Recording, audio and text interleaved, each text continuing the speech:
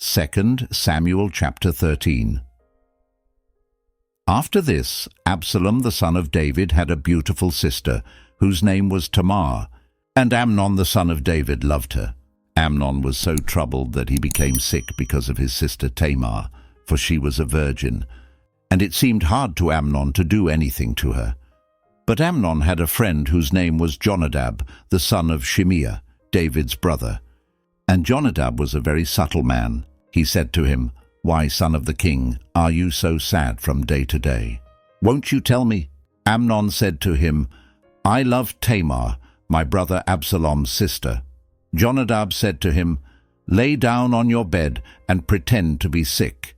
When your father comes to see you, tell him, 'Please let my sister Tamar come and give me bread to eat, and prepare the food in my sight, that I may see it and eat it from her hand.'" So Amnon lay down and faked being sick. When the king came to see him, Amnon said to the king, "Please let my sister Tamar come and make me a couple of cakes in my sight, that I may eat from her hand." Then David sent home to Tamar, saying, "Go now to your brother Amnon's house, and prepare food for him." So Tamar went to her brother Amnon's house, and he was lying down.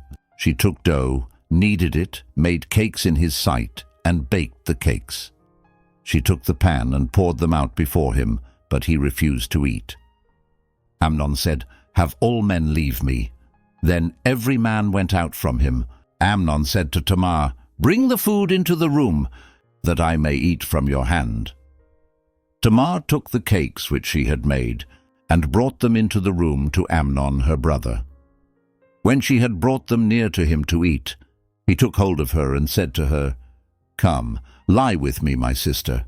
She answered him, "No, my brother, do not force me, for no such thing ought to be done in Israel. Don't you do this folly. As for me, where would I carry my shame? And as for you, you will be as one of the fools in Israel. Now therefore, please speak to the king, for he will not withhold me from you." However, he would not listen to her voice. But being stronger than she, he forced her and lay with her. Then Amnon hated her with exceedingly great hatred, for the hatred with which he hated her was greater than the love with which he had loved her. Amnon said to her, "Arise, be gone." She said to him, "Not so, because this great wrong in sending me away is worse than the other that you did to me." But he would not listen to her. Then he called his servant who ministered to him, and said, "Now put this woman out from me, and bolt the door after her." She had a garment of various colors on her, for the king's daughters who were virgins dressed in such robes. Then his servant brought her out and bolted the door after her. Tamar put ashes on her head and tore her garment of various colors that was on her, and she laid her hand on her head and went her way, crying aloud as she went. Absalom her brother said to her, "Has Amnon your brother been with you? But now hold your peace, my sister. He is your brother. Don't take this thing to heart." So Tamar remained desolate in her brother Absalom's house. But when King David heard of all these things, he was very angry. Absalom spoke to Amnon neither good nor bad. For Absalom hated Amnon, because he had forced his sister Tamar. After 2 full years, Absalom had sheep shearers in Baal-Hazor, which is beside Ephraim. And Absalom invited all the king's sons. Absalom came to the king and said, "See now, your servant has sheep shearers. Please let the king and his servants go with your servant." The king said to Absalom, "No, my son, let's not all go, lest we be burdensome to you." He pressed him. However, he would not go, but blessed him. Then Absalom said, "If not, please let my brother Amnon go with us." The king said to him, "Why should he go with you?" But Absalom pressed him, and he let Amnon and all the king's sons go with him. Absalom commanded his servants, saying, "Mark now when Amnon's heart is merry with wine, and when I tell you, strike Amnon, then kill him. Don't be afraid. Haven't I commanded you? Be courageous and be valiant." The servants of Absalom did to Amnon as Absalom had commanded. Then all the king's sons arose, and every man got up on his mule and fled. While they were on the way, the news came to David, saying, "Absalom has slain all the king's sons, and there is not one of them left." Then the king arose and tore his garments and lay on the earth. and all his servants stood by with their clothes torn. Jonadab, the son of Shimea, David's brother, answered, "Don't let my lord suppose that they have killed all the young men, the king's sons, for Amnon only is dead. For by the appointment of Absalom this has been determined from the day that he forced his sister Tamar. Now therefore, don't let my lord the king take the thing to his heart, to think that all the king's sons are dead. For only Amnon is dead, but Absalom fled. The young man who kept the watch lifted up his eyes and looked, and behold, many people were coming by way of the hillside behind him. Jonadab said to the king, 'Behold, the king's sons are coming. It is as your servant said.' As soon as he had finished speaking, behold, the king's sons came, and lifted up their voices, and wept. The king also and all his servants wept bitterly. But Absalom fled and went to Talmai the son of Ammihur, king of Geshur. David mourned for his son every day.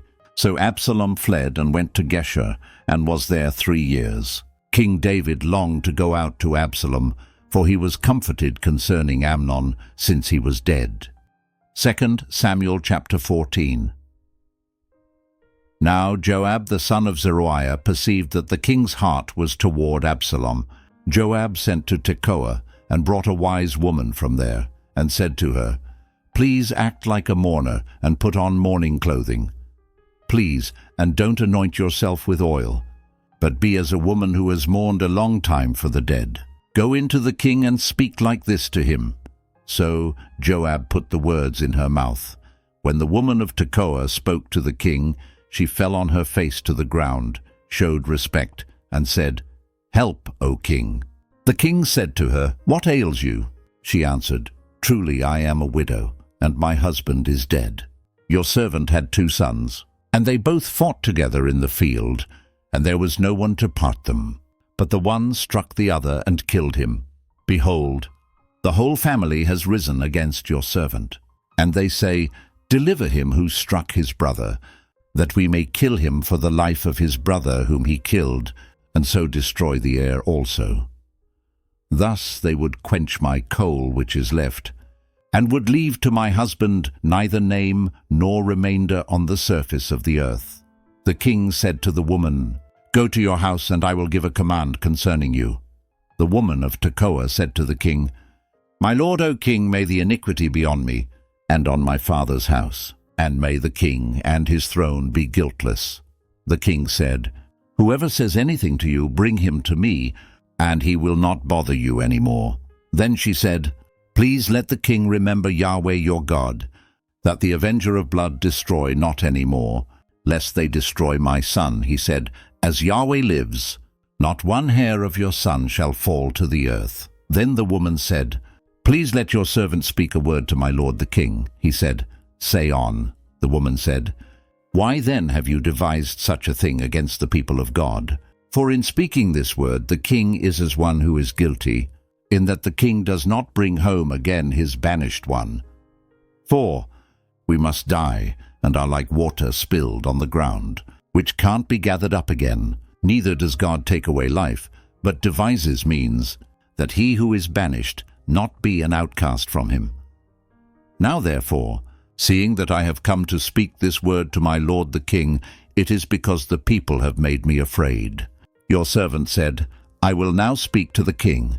It may be that the king will perform the request of his servant. For the king will hear, to deliver his servant out of the hand of the man who would destroy me and my son together out of the inheritance of God. Then your servant said, Please let the word of my lord the king bring rest. For as an angel of God, so is my lord the king to discern good and bad. May Yahweh, your God, be with you. Then the king answered the woman, Please don't hide anything from me that I ask you. The woman said, Let my lord the king now speak. The king said, Is the hand of Joab with you in all this? The woman answered, As your soul lives, my lord the king, no one can turn to the right hand or to the left from anything that my lord the king has spoken. For your servant Joab urged me, and he put all these words in the mouth of your servant. Your servant Joab has done this thing to change the face of the matter.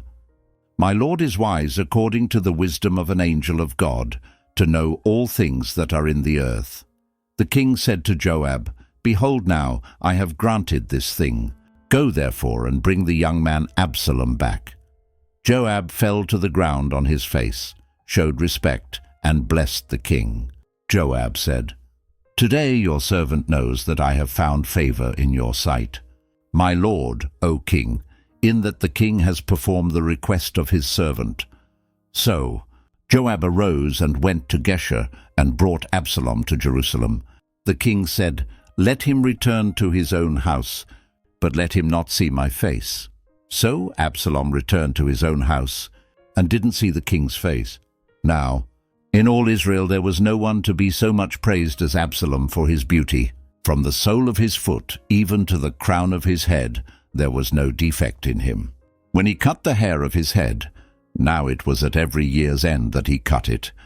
Because it was heavy on him, therefore he cut it. He weighed the hair of his head at 200 shekels, after the king's weight. 3 sons were born to Absalom, and 1 daughter, whose name was Tamar. She was a woman with a beautiful face. Absalom lived 2 full years in Jerusalem, and he didn't see the king's face. Then Absalom sent for Joab to send him to the king, but he would not come to him. Then he sent again a second time, but he would not come. Therefore he said to his servants, Behold, Joab's field is near mine, and he has barley there. Go and set it on fire. So Absalom's servants set the field on fire. Then Joab arose and came to Absalom to his house, and said to him, Why have your servants set my field on fire? Absalom answered Joab, Behold, I sent to you, saying, Come here, that I may send you to the king to say, Why have I come from Geshur? It would be better for me to be there still. Now therefore let me see the king's face, and if there is iniquity in me, let him kill me. So Joab came to the king and told him, and when he had called for Absalom, he came to the king and bowed himself on his face to the ground before the king. And the king kissed Absalom. 2 Samuel chapter 15. After this, Absalom prepared a chariot and horses for himself, and 50 men to run before him. Absalom rose up early and stood beside the way of the gate. When any man had a suit which should come to the king for judgment, then Absalom called to him and said, What city are you from? He said, Your servant is of one of the tribes of Israel. Absalom said to him, Behold, your matters are good and right, but there is no man deputized by the king to hear you. Absalom said moreover, Oh, that I were made judge in the land, that every man who has any suit or cause might come to me, and I would do him justice. It was so that when any man came near to bow down to him, he stretched out his hand, took hold of him, and kissed him. Absalom did this sort of thing to all Israel who came to the king for judgment. So Absalom stole the hearts of the men of Israel. At the end of 40 years, Absalom said to the king, Please let me go and pay my vow, which I have vowed to Yahweh in Hebron. For your servant vowed a vow while I stayed at Geshur in Syria, saying, If Yahweh shall indeed bring me again to Jerusalem, then I will serve Yahweh. The king said to him, Go in peace. So he arose and went to Hebron. But Absalom sent spies throughout all the tribes of Israel, saying, As soon as you hear the sound of the trumpet, then you shall say, Absalom is king in Hebron. 200 men went with Absalom out of Jerusalem, who were invited and went in their simplicity, and they didn't know anything. Absalom sent for Ahithophel the Gilonite, David's counselor, from his city, even from Gilo, while he was offering the sacrifices. The conspiracy was strong, for the people increased continually with Absalom. A messenger came to David, saying, The hearts of the men of Israel are after Absalom. David said to all his servants who were with him at Jerusalem, Arise, let's flee, or else none of us will escape from Absalom. Hurry to depart, lest he overtake us quickly and bring down evil on us, and strike the city with the edge of the sword. The king's servants said to the king, Behold, your servants are ready to do whatever my lord the king chooses. The king went out, and all his household after him. The king left 10 women who were concubines to keep the house. The king went out and all the people after him, and they stayed in Beth-merhak. All his servants passed on beside him, and all the Cherethites, and all the Pelethites, and all the Gittites. 600 men who came after him from Gath passed on before the king. Then the king said to Ittai the Gittite, "Why do you also go with us? Return and stay with the king, for you are a foreigner and also an exile. Return to your own place. Whereas you came but yesterday, should I today make you go up and down with us, since I go where I may? Return and take back your brothers. Mercy and truth be with you." Ittai answered the king and said, "As Yahweh lives, and as my lord the king lives, surely in what place my lord the king is, whether for death or for life, your servant will be there also." David said to Ittai, "Go and pass over." Ittai the Gittite passed over, and all his men, and all the little ones who were with him. All the country wept with a loud voice, and all the people passed over. The king also himself passed over the brook Kidron, and all the people passed over toward the way of the wilderness. Behold, Zadok also came, and all the Levites with him, bearing the ark of the covenant of God. And they set down God's ark, and Abiathar went up until all the people finished passing out of the city. The king said to Zadok, "Carry God's ark back into the city. If I find favor in Yahweh's eyes, he will bring me again, and show me both it and his habitation. But if he says, 'I have no delight in you,' behold, here I am. Let him do to me as seems good to him." The king said also to Zadok the priest, "Aren't you a seer? Return into the city in peace, and your 2 sons with you, Ahimaaz your son, and Jonathan the son of Abiathar. Behold, I will stay at the fords of the wilderness until word comes from you to inform me." Zadok therefore and Abiathar carried God's ark to Jerusalem again, and they stayed there. David went up by the ascent of the Mount of Olives and wept as he went up, and he had his head covered and went barefoot. All the people who were with him each covered his head, and they went up, weeping as they went up. Someone told David, saying, "Ahithophel is among the conspirators with Absalom."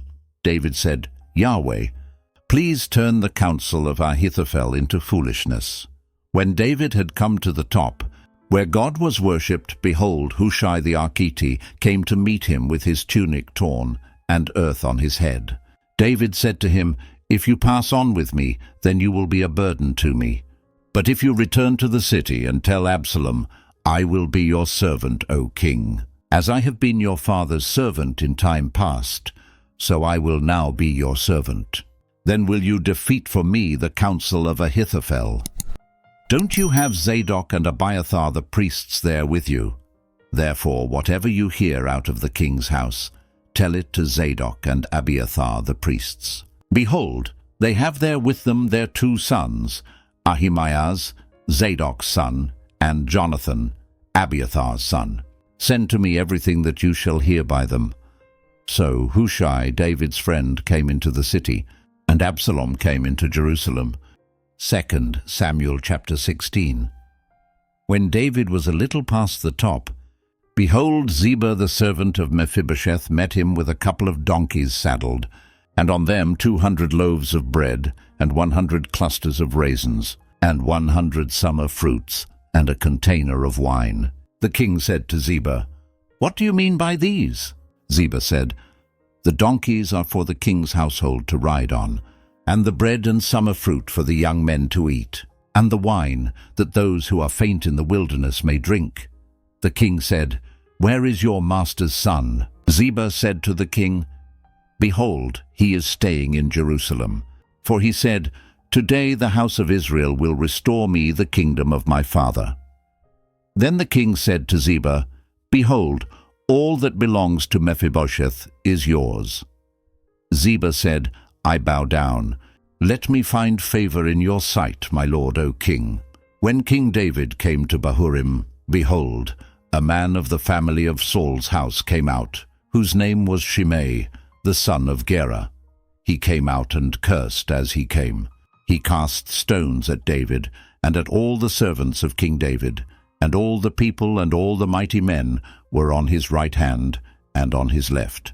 Shimei said when he cursed, be gone, you man of blood and wicked fellow. Yahweh has returned on you all the blood of Saul's house, in whose place you have reigned. Yahweh has delivered the kingdom into the hand of Absalom your son. Behold, you are caught by your own mischief, because you are a man of blood. Then Abishai the son of Zeruiah said to the king, why should this dead dog curse my lord the king? Please let me go over and take off his head. The king said, what have I to do with you, you sons of Zeruiah? Because he curses, and because Yahweh has said to him, curse David, who then shall say, why have you done so? David said to Abishai and to all his servants, behold, my son, who came out of my bowels, seeks my life. How much more this Benjamite now? Leave him alone and let him curse, for Yahweh has invited him. It may be that Yahweh will look on the wrong done to me, and that Yahweh will repay me good for the cursing of me today. So David and his men went by the way, and Shimei went along on the hillside opposite him, and cursed as he went, threw stones at him, and threw dust. The king and all the people who were with him arrived weary, and he refreshed himself there. Absalom and all the people, the men of Israel, came to Jerusalem, and Ahithophel with him. When Hushai the Archite, David's friend, had come to Absalom, Hushai said to Absalom, long live the king! Long live the king! Absalom said to Hushai, is this your kindness to your friend? Why didn't you go with your friend? Hushai said to Absalom, no, but whomever Yahweh and this people and all the men of Israel have chosen, I will be his, and I will stay with him. Again, whom should I serve? Shouldn't I serve in the presence of his son, as I have served in your father's presence? So I will be in your presence. Then Absalom said to Ahithophel, give your counsel what we shall do. Ahithophel said to Absalom, go into your father's concubines that he has left to keep the house. Then all Israel will hear that you are abhorred by your father. Then the hands of all who are with you will be strong. So they spread a tent for Absalom on the top of the house, and Absalom went into his father's concubines in the sight of all Israel. The counsel of Ahithophel, which he gave in those days, was as if a man inquired at the inner sanctuary of God. All the counsel of Ahithophel was like this both with David and with Absalom. 2 Samuel chapter 17. Moreover, Ahithophel said to Absalom, let me now choose 12,000 men, and I will arise and pursue after David tonight. I will come on him while he is weary and exhausted, and will make him afraid. All the people who are with him will flee. I will strike the king only, and I will bring back all the people to you. The man whom you seek is as if all returned. All the people shall be in peace. The saying pleased Absalom well, and all the elders of Israel. Then Absalom said, now call Hushai the Archite also, and let's hear likewise what he says.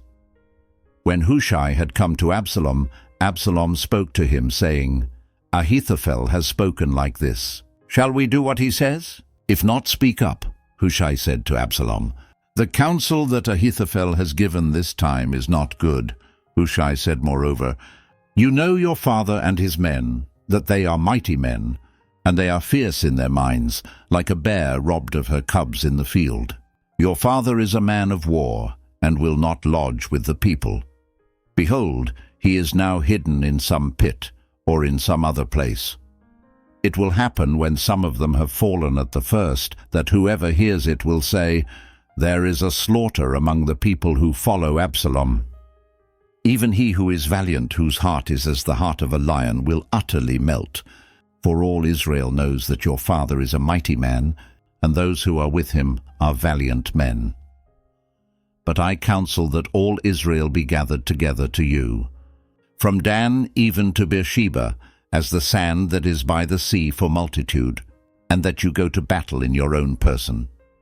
So We will come on him in some place where he will be found, and we will light on him as the dew falls on the ground. Then we will not leave so much as one of him and of all the men who are with him. Moreover, if he has gone into a city, then all Israel will bring ropes to that city, and we will draw it into the river until there isn't one small stone found there." Absalom and all the men of Israel said, "The counsel of Hushai the Archite is better than the counsel of Ahithophel." For Yahweh had ordained to defeat the good counsel of Ahithophel, to the intent that Yahweh might bring evil on Absalom. Then Hushai said to Zadok and to Abiathar the priests, "Ahithophel counseled Absalom and the elders of Israel that way, and I have counseled this way.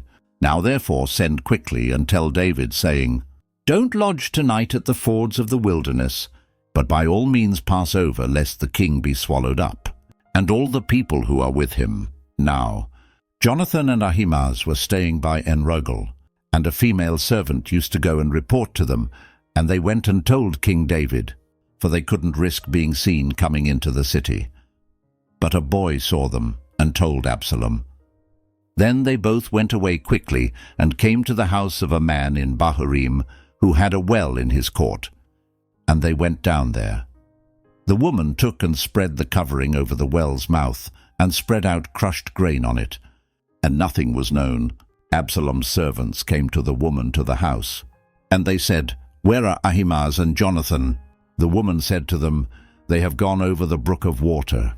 When they had sought and could not find them, they returned to Jerusalem. After they had departed, they came up out of the well and went and told King David.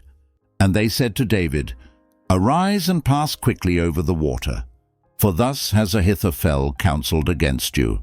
Then David arose, and all the people who were with him, and they passed over the Jordan. By the morning light there lacked not one of them who had not gone over the Jordan. When Ahithophel saw that his counsel was not followed, he saddled his donkey, arose, and went home to his city, set his house in order, and hanged himself. And he died, and was buried in the tomb of his father. Then David came to Mahanaim. Absalom passed over the Jordan, he and all the men of Israel with him. Absalom set Amasa over the army instead of Joab. Now Amasa was the son of a man whose name was Ithra the Israelite, who went in to Abigail the daughter of Nahash, sister to Zeruiah, Joab's mother. Israel and Absalom encamped in the land of Gilead. When David had come to Mahanaim, Shobi the son of Nahash of Rabbah of the children of Ammon, and Mashir the son of Amiel of Lodebar, and Barzillai the Gileadite of Rogelim, brought beds, basins, earthen vessels, wheat, barley, meal, parched grain, beans, lentils, roasted grain, honey, butter, sheep, and cheese of the herd, for David and for the people who were with him to eat. For they said, "The people are hungry, weary, and thirsty in the wilderness." 2 Samuel chapter 18. David counted the people who were with him, and set captains of thousands and captains of hundreds over them. David sent the people out, a third part under the hand of Joab, and a third part under the hand of Abishai, the son of Zeruiah, Joab's brother, and a third part under the hand of Ittai the Gittite. The king said to the people, "I will also surely go out with you myself." But the people said, "You shall not go out, for if we flee away, they will not care for us, neither if half of us die, will they care for us. But you are worth 10,000 of us. Therefore now it is better that you are ready to help us out of the city."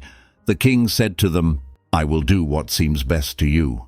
The king stood beside the gate, and all the people went out by hundreds and by thousands. The king commanded Joab and Abishai and Ittai, saying, "Deal gently for my sake with the young man Absalom." All the people heard when the king commanded all the captains concerning Absalom. So the people went out into the field against Israel, and the battle was in the forest of Ephraim. The people of Israel were struck there before David's servants, and there was a great slaughter there that day of 20,000 men. For the battle was there spread over the surface of all the country, and the forest devoured more people that day than the sword devoured. Absalom happened to meet David's servants.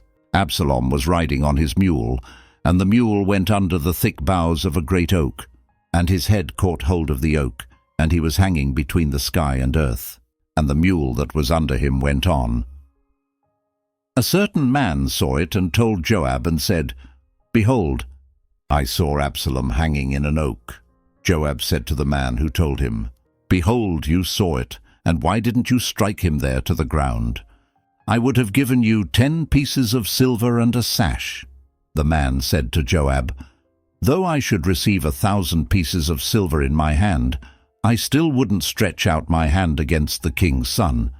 For in our hearing the king commanded you and Abishai and Ittai, saying, 'Beware that no one touch the young man Absalom.'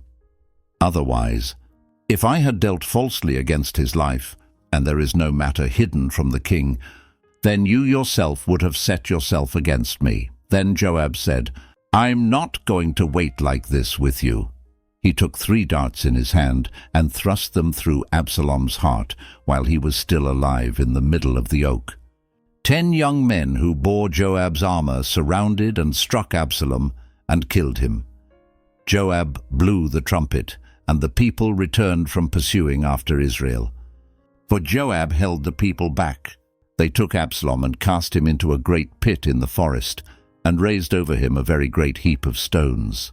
Then all Israel fled, each to his own tent. Now Absalom in his lifetime had taken and reared up for himself the pillar which is in the king's valley, for he said, "I have no son to keep my name in memory." He called the pillar after his own name. It is called Absalom's monument to this day. Then Ahimaaz the son of Zadok said, "Let me now run and carry the king news, how Yahweh has avenged him of his enemies." Joab said to him, "You must not be the bearer of news today, but you must carry news another day. But today you must carry no news, because the king's son is dead." Then Joab said to the Cushite, "Go, tell the king what you have seen." The Cushite bowed himself to Joab and ran. Then Ahimaaz the son of Zadok said yet again to Joab, "But come what may, please let me also run after the Cushite." Joab said, "Why do you want to run, my son, since you will have no reward for the news?" "But come what may," he said, "I will run." He said to him, "Run!" Then Ahimaaz ran by the way of the plain, and outran the Cushite. Now David was sitting between the 2 gates, and the watchman went up to the roof of the gate to the wall, and lifted up his eyes and looked, and behold, a man running alone. The watchman shouted and told the king. The king said, "If he is alone, there is news in his mouth." He came closer and closer. The watchman saw another man running, and the watchman called to the gatekeeper and said, "Behold, a man running alone." The king said, "He also brings news." The watchman said, "I think the running of the first one is like the running of Ahimaaz the son of Zadok." The king said, "He is a good man and comes with good news." Ahimaaz called and said to the king, "All is well." He bowed himself before the king with his face to the earth, and said, "Blessed is Yahweh your God, who has delivered up the men who lifted up their hand against my lord the king."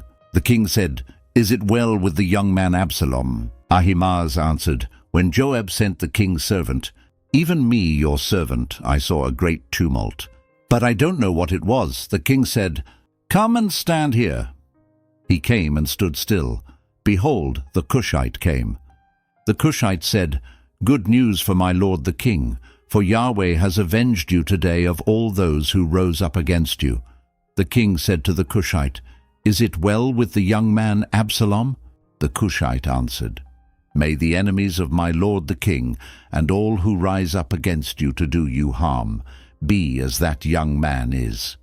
The king was much moved, and went up to the room over the gate and wept. As he went, he said, "My son Absalom, my son Absalom, I wish I had died instead of you, Absalom, my son, my son." 2 Samuel chapter 19. Joab was told, "Behold, the king weeps and mourns for Absalom." The victory that day was turned into mourning among all the people. For the people heard it said that day, "The king grieves for his son." The people sneaked into the city that day, as people who are ashamed steal away when they flee in battle.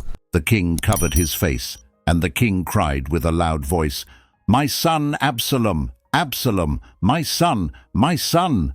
Joab came into the house to the king and said, "Today you have shamed the faces of all your servants who today have saved your life, and the lives of your sons and of your daughters, and the lives of your wives, and the lives of your concubines, in that you love those who hate you and hate those who love you. For you have declared today that princes and servants are nothing to you. For today I perceive that if Absalom had lived and we had all died today, then it would have pleased you well. Now therefore arise, go out and speak to comfort your servants. For I swear by Yahweh, if you don't go out, not a man will stay with you this night. That would be worse to you than all the evil that has happened to you from your youth until now." Then the king arose and sat in the gate. The people were all told, "Behold, the king is sitting in the gate." All the people came before the king. Now Israel had fled every man to his tent. All the people were at strife throughout all the tribes of Israel, saying, "The king delivered us out of the hand of our enemies, and he saved us out of the hand of the Philistines. And now he has fled out of the land from Absalom. Absalom, whom we anointed over us, is dead in battle. Now therefore, why don't you speak a word of bringing the king back?" King David sent to Zadok and to Abiathar the priests, saying, "Speak to the elders of Judah, saying, Why are you the last to bring the king back to his house? Since the speech of all Israel has come to the king, to return him to his house. You are my brothers, you are my bone and my flesh. Why then are you the last to bring back the king? Say to Amasa, Aren't you my bone and my flesh? God do so to me, and more also, if you aren't captain of the army before me continually instead of Joab." He bowed the heart of all the men of Judah, even as one man, so that they sent to the king, saying, "Return, you and all your servants." So the king returned and came to the Jordan. Judah came to Gilgal to go to meet the king, to bring the king over the Jordan. Shimei the son of Gera, the Benjamite, who was of Bahurim, hurried and came down with the men of Judah to meet King David. There were 1,000 men of Benjamin with him, and Ziba the servant of Saul's house, and his 15 sons, and his 20 servants with him, and they went through the Jordan in the presence of the king. A ferryboat went to bring over the king's household, and to do what he thought good. Shimei the son of Gera fell down before the king when he had come over the Jordan. He said to the king, "Don't let my lord impute iniquity to me, or remember that which your servant did perversely the day that my lord the king went out of Jerusalem, that the king should take it to his heart. For your servant knows that I have sinned. Therefore, behold, I have come today as the first of all the house of Joseph to go down to meet my lord the king." But Abishai the son of Zeruiah answered, "Shouldn't Shimei be put to death for this, because he cursed Yahweh's anointed?" David said, "What have I to do with you, you sons of Zeruiah, that you should be adversaries to me today? Shall any man be put to death today in Israel? For don't I know that I am king over Israel today?" The king said to Shimei, "You will not die." The king swore to him. Mephibosheth the son of Saul came down to meet the king, and he had neither groomed his feet, nor trimmed his beard, nor washed his clothes, from the day the king departed until the day he came home in peace. When he had come to Jerusalem to meet the king said to him, "Why didn't you go with me, Mephibosheth?" He answered, "My lord, O king, my servant deceived me. For your servant said, I will saddle a donkey for myself, that I may ride on it and go with the king, because your servant is lame. He has slandered your servant to my lord the king, but my lord the king is as an angel of God. Therefore do what is good in your eyes. For all my father's house were but dead men before my lord the king, yet you set your servant among those who ate at your own table. What right therefore have I yet that I should appeal any more to the king?" The king said to him, "Why do you speak any more of your matters? I say, you and Ziba divide the land." Mephibosheth said to the king, "Yes, let him take all, because my lord the king has come in peace to his own house."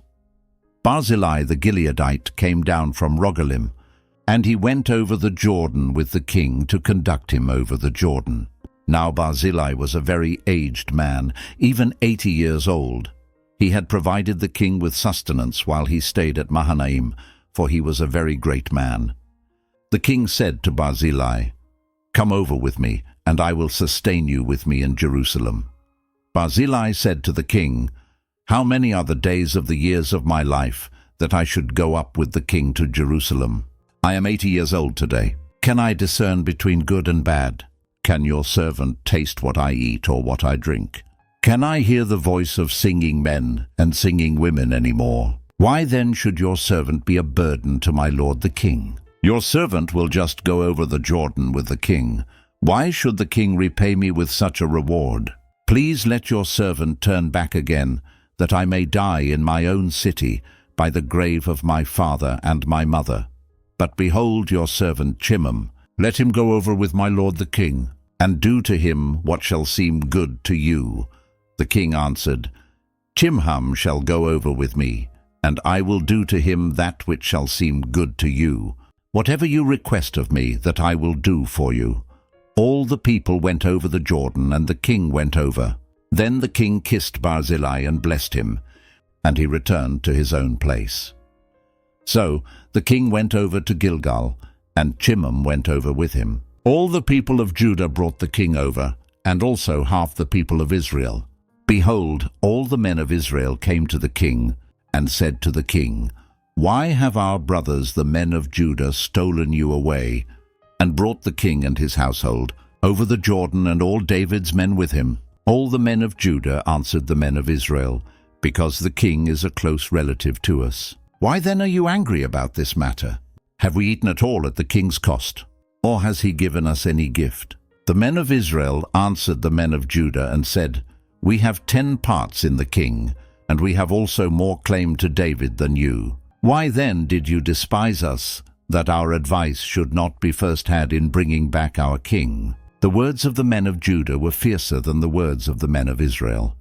2 Samuel chapter 20. There happened to be there a wicked fellow, whose name was Sheba, the son of Bichri, a Benjamite.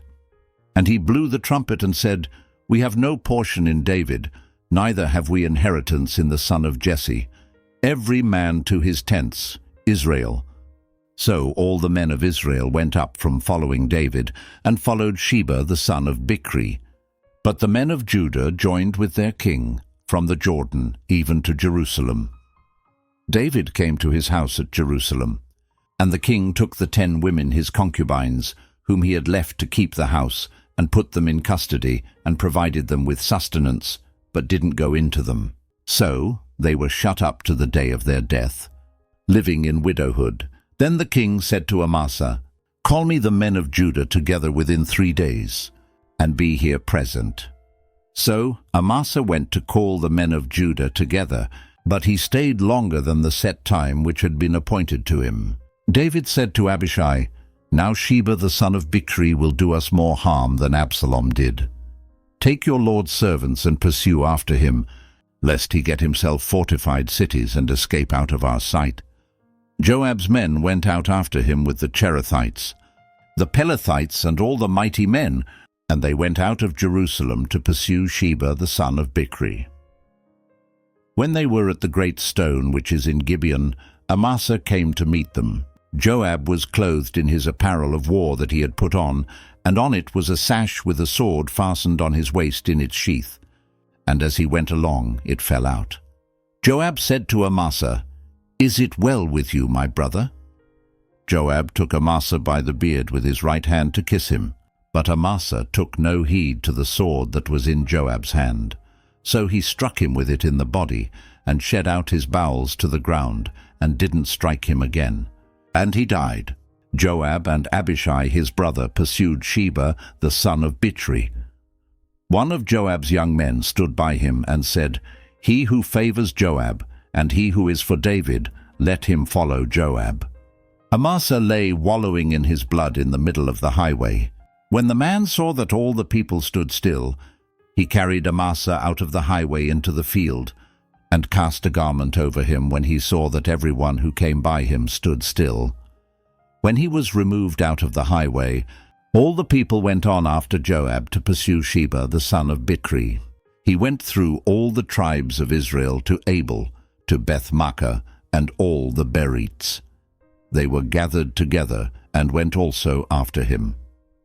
They came and besieged him in Abel of Beth-makkah, and they cast up a mound against the city, and it stood against the rampart. And all the people who were with Joab battered the wall to throw it down. Then a wise woman cried out of the city, "Here, here! Please say to Joab, 'Come near here, that I may speak with you.' He came near to her. And the woman said, 'Are you Joab?' He answered, 'I am.' Then she said to him, 'Hear the words of your servant.' He answered, 'I'm listening.' Then she spoke, saying, 'They used to say in old times, they shall surely ask counsel at Abel.' And so they settled a matter. I am among those who are peaceable and faithful in Israel. You seek to destroy a city and a mother in Israel. Why will you swallow up Yahweh's inheritance?" Joab answered, far be it from me that I should swallow up or destroy. The matter is not so. But a man of the hill country of Ephraim, Sheba the son of Bichri by name, has lifted up his hand against the king, even against David. Just deliver him, and I will depart from the city." The woman said to Joab, "Behold, his head will be thrown to you over the wall." Then the woman went to all the people in her wisdom. They cut off the head of Sheba the son of Bichri, and threw it out to Joab. He blew the trumpet, and they were dispersed from the city, every man to his tent. Then Joab returned to Jerusalem to the king. Now Joab was over all the army of Israel. Benaiah the son of Jehoiada was over the Cherethites and over the Pelethites. Adoram was over the men subject to forced labor. Jehoshaphat the son of Ahilud was the recorder. Sheva was scribe, Zadok and Abiathar were priests, and Ira the Jairite was chief minister to David. 2 Samuel chapter 21. There was a famine in the days of David for 3 years, year after year. And David sought the face of Yahweh. Yahweh said, "It is for Saul and for his bloody house, because he put the Gibeonites to death." The king called the Gibeonites and said to them, "Now the Gibeonites were not of the children of Israel, but of the remnant of the Amorites, and the children of Israel had sworn to them."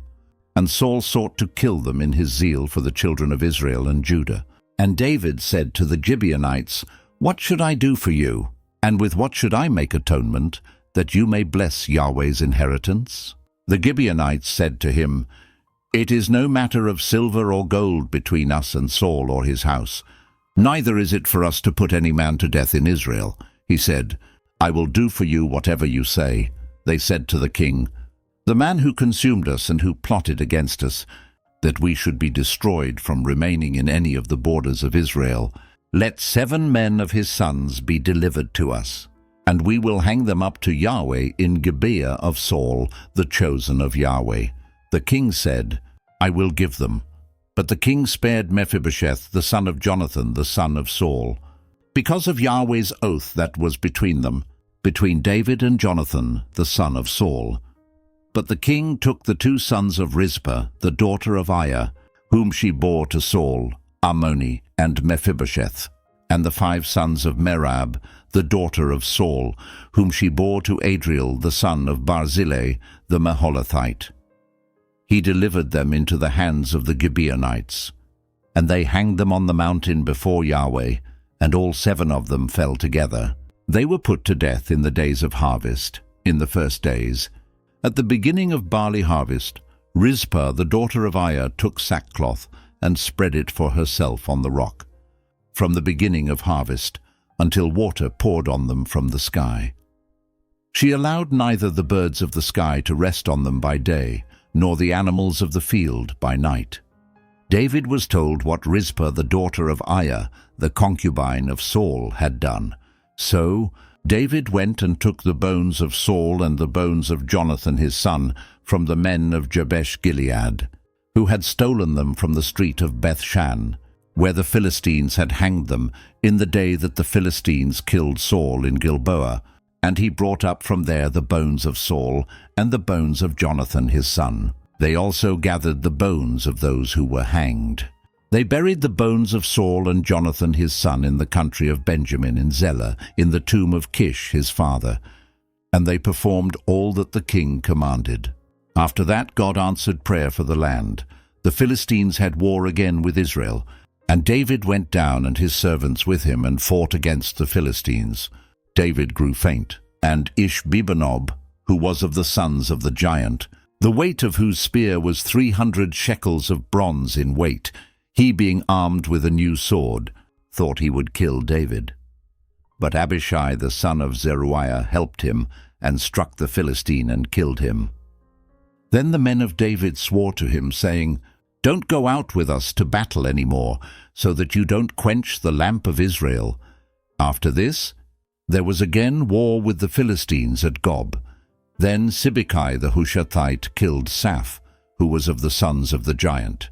There was again war with the Philistines at Gob. And Elhanan the son of Jari-Oregim the Bethlehemite killed Goliath the Gittite's brother, the staff of whose spear was like a weaver's beam. There was again war at Gath, where there was a man of great stature, who had 6 fingers on every hand and 6 toes on every foot, 24 in number, and he also was born to the giant. When he defied Israel, Jonathan the son of Shimei, David's brother, killed him.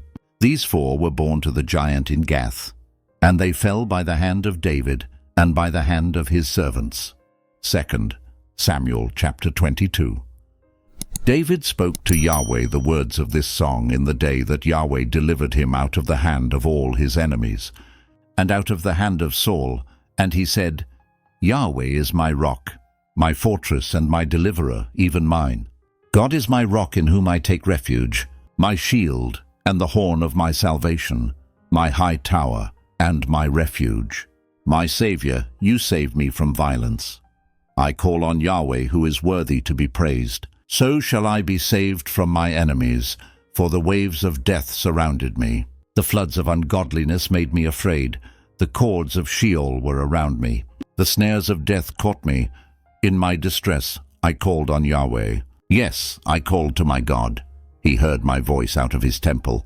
My cry came into his ears. Then the earth shook and trembled. The foundations of heaven quaked and were shaken, because he was angry. Smoke went up out of his nostrils. Consuming fire came out of his mouth. Coals were kindled by it. He bowed the heavens also and came down. Thick darkness was under his feet. He rode on a cherub and flew. Yes, he was seen on the wings of the wind. He made darkness a shelter around himself, gathering of waters and thick clouds of the skies. At the brightness before him, coals of fire were kindled. Yahweh thundered from heaven. The Most High uttered his voice. He sent out arrows and scattered them, lightning and confused them. Then the channels of the sea appeared. The foundations of the world were laid bare by Yahweh's rebuke, at the blast of the breath of his nostrils. He sent from on high, and he took me. He drew me out of many waters. He delivered me from my strong enemy, from those who hated me. For they were too mighty for me. They came on me in the day of my calamity. But Yahweh was my support. He also brought me out into a large place. He delivered me because he delighted in me. Yahweh rewarded me according to my righteousness. He rewarded me according to the cleanness of my hands. For I have kept Yahweh's ways, and have not wickedly departed from my God, for all his ordinances were before me. As for his statutes, I didn't depart from them. I was also perfect toward him. I kept myself from my iniquity. Therefore Yahweh has rewarded me according to my righteousness, according to my cleanness in his eyesight. With the merciful you will show yourself merciful. With the perfect man you will show yourself perfect. With the pure you will show yourself pure. With the crooked you will show yourself shrewd. You will save the afflicted people, but your eyes are on the arrogant, that you may bring them down. For you are my lamp, Yahweh. Yahweh will light up my darkness. For by you I run against a troop. By my God I leap over a wall. As for God, his way is perfect. Yahweh's word is tested. He is a shield to all those who take refuge in him. For who is God besides Yahweh? Who is a rock besides our God? God is my strong fortress. He makes my way perfect. He makes his feet like hinds' feet, and sets me on my high places. He teaches my hands to war, so that my arms bend a bow of bronze. You have also given me the shield of your salvation. Your gentleness has made me great. You have enlarged my steps under me. My feet have not slipped. I have pursued my enemies and destroyed them. I didn't turn again until they were consumed. I have consumed them and struck them through so that they can't arise. Yes, they have fallen under my feet, for you have armed me with strength for the battle. You have subdued under me those who rose up against me.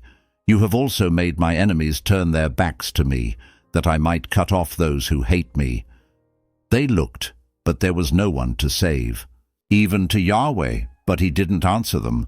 Then I beat them as small as the dust of the earth. I crushed them as the mire of the streets and spread them abroad. You also have delivered me from the strivings of my people. You have kept me to be the head of the nations. A people whom I have not known will serve me. The foreigners will submit themselves to me. As soon as they hear of me, they will obey me. The foreigners will fade away and will come trembling out of their close places. Yahweh lives. Blessed be my rock. Exalted be God, the rock of my salvation, even the God who executes vengeance for me, who brings down peoples under me, who brings me away from my enemies. Yes, you lift me up above those who rise up against me. You deliver me from the violent man. Therefore I will give thanks to you, Yahweh, among the nations, and will sing praises to your name. He gives great deliverance to his king, and shows loving kindness to his anointed, to David and to his offspring forevermore. 2 Samuel chapter 23. Now these are the last words of David. David the son of Jesse says, the man who was raised on high says, the anointed of the God of Jacob, the sweet psalmist of Israel. Yahweh's Spirit spoke by me. His word was on my tongue. The God of Israel said, the Rock of Israel spoke to me, one who rules over men righteously, who rules in the fear of God, shall be as the light of the morning when the sun rises, a morning without clouds, when the tender grass springs out of the earth, through clear shining after rain. Isn't my house so with God? Yet he has made with me an everlasting covenant, ordered in all things, and sure, for it is all my salvation and all my desire. Won't he make it grow? But all the ungodly will be as thorns to be thrust away, because they can't be taken with the hand.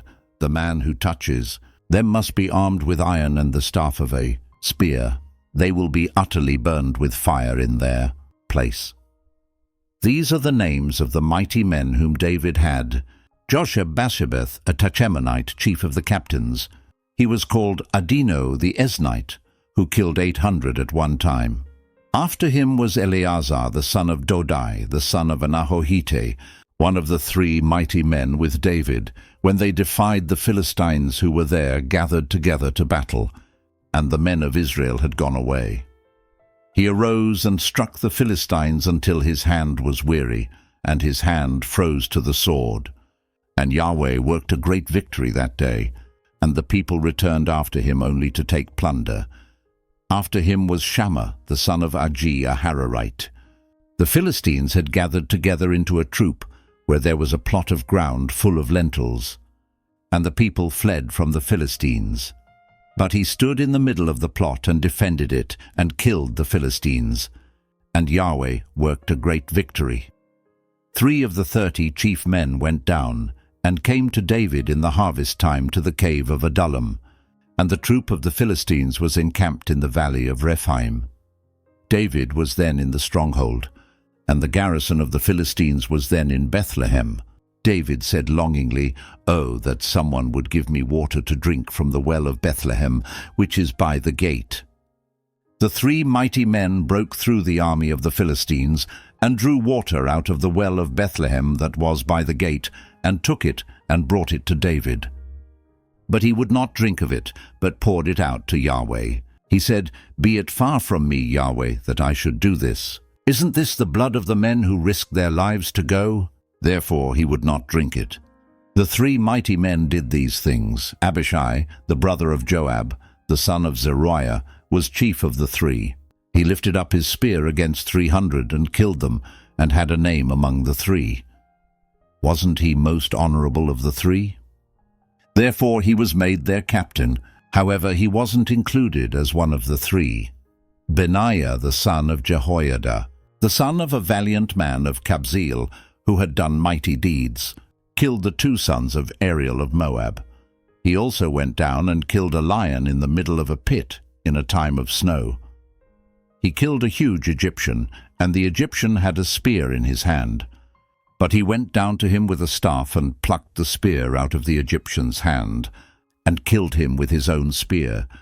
Benaiah the son of Jehoiada did these things, and had a name among the 3 mighty men. He was more honorable than the 30, but he didn't attain to the 3. David set him over his guard. Asahel the brother of Joab was one of the 30.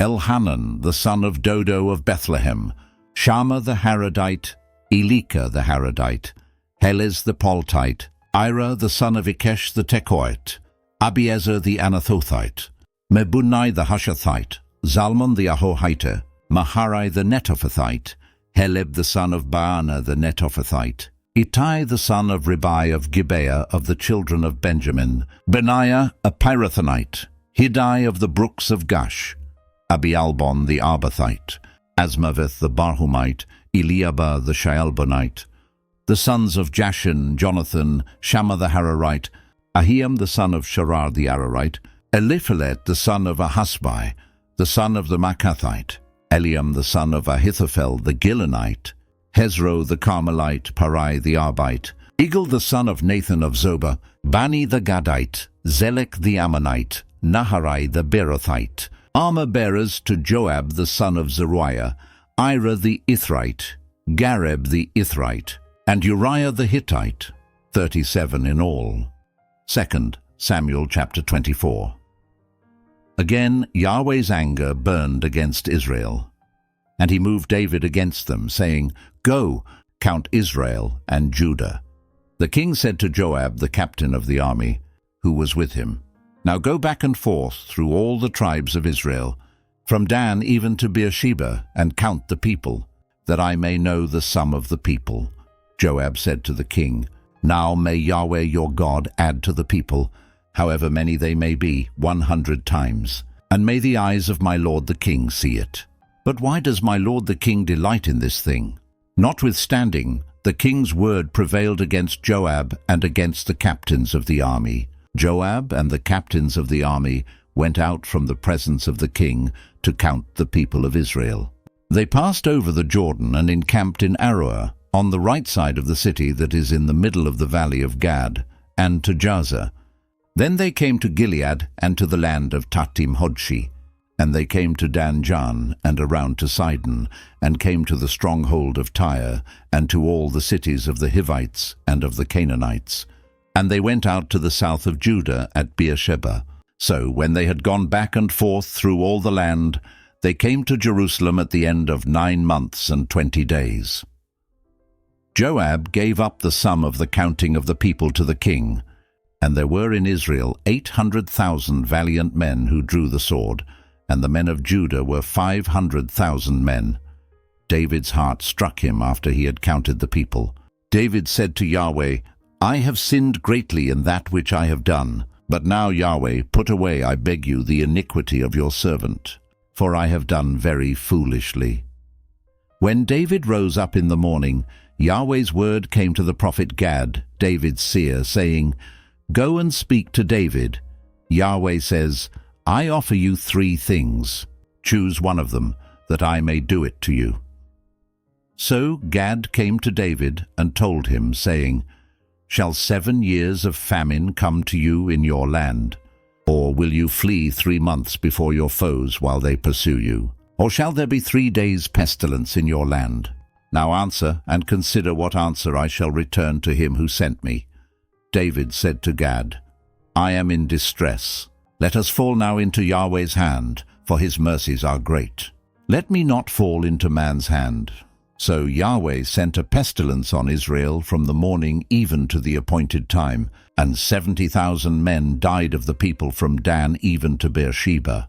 When the angel stretched out his hand toward Jerusalem to destroy it, Yahweh relented of the disaster and said to the angel who destroyed the people, "It is enough.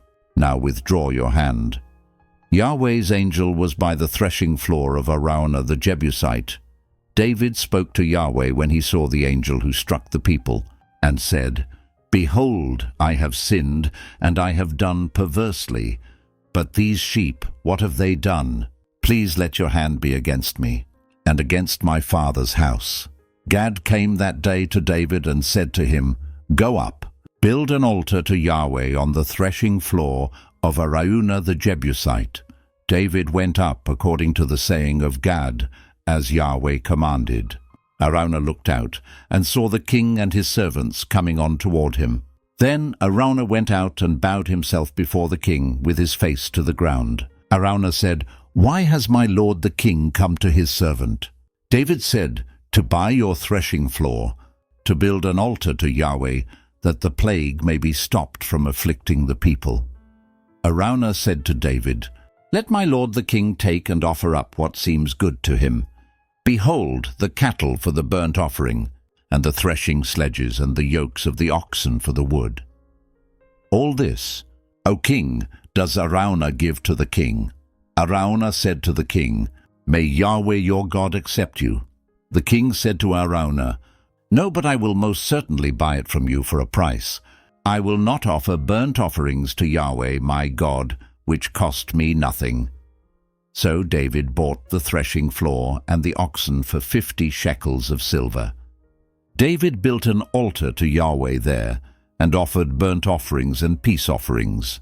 So Yahweh was entreated for the land, and the plague was removed from Israel. You have just completed the second book of Samuel, 24 chapters of David's reign. From triumph to failure, from sin to repentance, David's story shows that God desires broken and contrite hearts. May you pursue God wholeheartedly and repent quickly. God's mercy endures forever. God bless you.